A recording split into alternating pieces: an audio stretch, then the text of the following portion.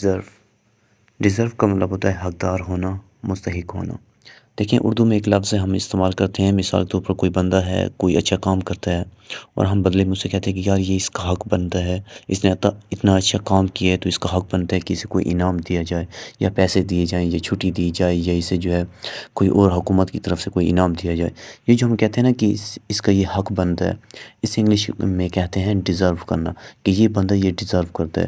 اور یہ کس چیز کے اوپر وہ ڈیزرو کرتا ہے، کس چیز کے اوپر اس کا حق بنتا ہے کہ جب کوئی بندہ کوئی اچھا کام کرتا ہے، کوئی ایکشن کرتا ہے، اس ایکشن کی وجہ سے اس کا کوئی حق بنتا ہے، وہ ڈیزرو کرتا ہے، یا پھر اس کی جو گڈ کوالٹیز ہوتی ہیں جیسے کہ دوسروں کے ساتھ اچھا رہنا، دوسروں کے ساتھ اچھائی کرنا، ان کے ساتھ جو ہے ان کی ضروریات کو پورا کرنا، تو یہ اس کی جو گڈ کوالٹیز ہیں اس کے بدلے میں اس کو انعام دینا، جو چیز آپ کے ذہن میں آ رہی ہے کہ یار یہ اس کا حق بنتا ہے، تو اسے انگلش میں کہتے ہیں ڈیزرو، کہ یہ بندہ یہ ڈیزرو کرتا ہے، اس بندے کو یہ دینا چاہیے، یہ ڈیزرو کرتا ہے۔ Let's see some examples. You have worked so hard, you deserve this position. آپ نے بہت محنت کی ہے، آپ اس عہدے کے مستحق ہیں، مطلب حقدار ہیں۔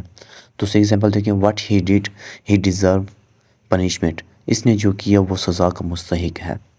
تیسری ایگزامپل دیکھیں، you have worked so hard, you deserve a holiday. آپ نے بہت محنت کی ہے، آپ چھٹی کے مستحق ہیں۔ He has always helped other, he deserve to be honoured. اس نے ہمیشہ دوسروں کی مدد کی ہے، وہ عزت کا مستحق ہے۔